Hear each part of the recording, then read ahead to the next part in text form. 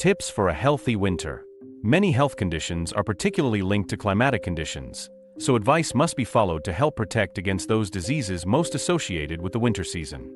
Dry winter air also weakens the natural mucus barrier in the nose, mouth, and lungs, exposing the body to infection with viruses that cause colds or influenza. Categories most at risk of cold weather: people aged 65 and over, infants and children under 5 years of age, low-income people, cannot afford heating, people with a long-term health condition, persons with disabilities, pregnant, people with mental problems. Most important recommendations for a healthy winter: prevention of influenza and colds. Colds and influenza are especially common in winter season, as there are more than 200 viruses that cause colds, and it is possible to recover from it faster if the infected person takes a lot of rest and maintains body moisture. As for influenza, it is caused by a different group of viruses, and it is a more serious health condition that can lead to death. Antibiotics are not an appropriate treatment for colds or influenza because antibiotics target bacteria, not viruses, so you must take the flu vaccine, covering the nose and mouth with a tissue when coughing or sneezing, or when using the inner elbow. Throw tissues in the trash after using them. Wash hands often with soap and water or use alcohol-based hand sanitizers, especially after coughing or sneezing. Clean surfaces and objects, such as doorknobs, keyboards, phones, and toys, regularly. Avoid touching your eyes, nose, or mouth, where germs spread in this way. Avoid close contact with people who have a flu-like illness. Get enough sleep to keep your immune system strong. If you have flu-like symptoms, you should staying at home. Limit contact with other people to prevent infection from being transmitted to them. Be careful not to double the dose when taking the medicine.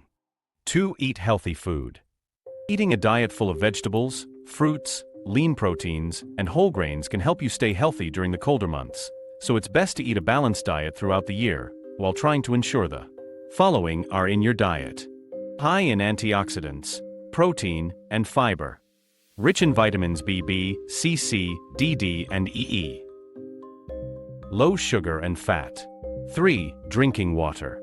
Hot weather in the summer reminds us to drink water through thirst, but it is easy to neglect drinking water when the weather becomes cooler because we think that the body does not need more water, and skin problems, such as eczema, become more common in the winter due to the change in temperature. Fluctuating weather and indoor heating can dry out the skin, so it is important to maintain body moisture by drinking water throughout the day, and this can be facilitated by drinking hot fluids regularly throughout the day. 4. Stay active. It is common to feel less motivated during the winter season, and some suffer from seasonal affective disorder, which is a condition associated with winter, especially with the short daylight hours and the cold weather, so you must maintain activity and regular contact with others, and do some exercises, whether it is climbing the stairs instead of the elevator or taking a walk. Physical activity also helps maintain or lose weight, reduce anxiety, lower blood pressure, and improve sleep quality. 5. Stay warm. Cold weather is especially dangerous for the elderly and people with chronic health conditions.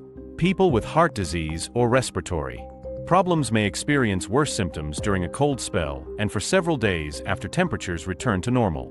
So you should leave the curtains closed and the doors closed to prevent drafts. Have regular hot drinks and at least one hot meal a day if possible. Eating regularly helps keep energy levels up during the winter. Wear several light layers of warm clothes. Maintain activity as much as possible.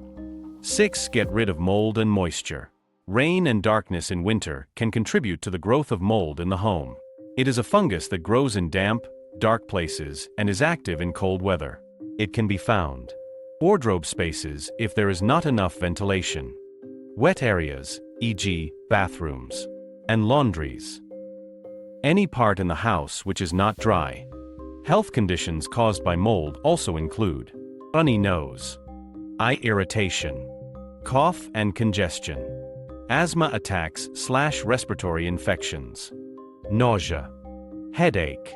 The most practical way to control mold is good ventilation, adequate heating, and keeping the home and wet surfaces clean and dry. 7. Reducing exposure to wood smoke. Wood smoke can come from fireplaces, chimneys, outdoor firewood, etc. The smoke Consists of fine particles that can negatively affect health by causing eye, nose, and throat irritation, coughing, and triggering asthma. Low levels of wood smoke affect people with respiratory or cardiovascular diseases. Inhaling high levels of smog can also affect healthy people. It also increases the risk of poisoning with carbon monoxide, the silent killer, which is an odorless, but it can lead to death, which results from burning wood and coal, especially in enclosed spaces, and the most common symptoms of carbon monoxide poisoning are headache, dizziness, weakness, nausea, vomiting, and chest pain, so be sure to take steps to deal with wood smoke. Keep grills and camp stoves outside the house. Avoid using treated/stained/painted wood. Chopping wood into smaller pieces. Store wood in a well-ventilated area. Check the chimney regularly and make sure it is free of wood debris that could block the ventilation lines. 8. Controlling asthma attacks. Since colds and influenza are more common in the winter season, climate change can lead to asthma attacks in children, and inhaling cold air, wood smoke, and mold associated with the winter climate can lead to asthma.